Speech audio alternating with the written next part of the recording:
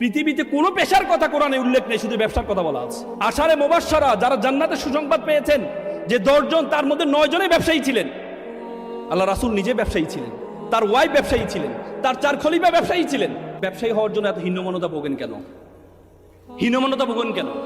আপনার সবসময় মনে করেন টাকা লাগবে, ব্যবসার টাকা ছাড়া তো ব্যবসা হয় না। না, যারা বড় বড় ব্যবসায়ী হয়েছে তাদেরকে জিজ্ঞেস করে দেখেন তারা কত টাকা দিয়ে শুরু করেছে। তারা কত টাকা দিয়ে শুরু করতে জিজ্ঞেস করে দেখেন। পৃথিবীতে সবসময় টাকা লাগে না ভাই। পাঠাও, উবার, তাদের নিজস্ব কোনো গাড়ি আছে?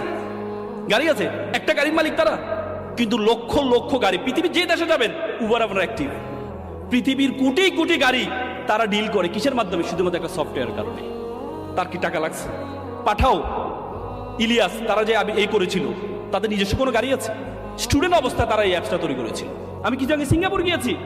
সিঙ্গাপুর যখন মালয়েশিয়া থেকে তাদেরকে বের করে দেওয়া হয়, বলা হয়েছে সিঙ্গাপুরে একটা ফিশিং ভিলেজ বলা হতো।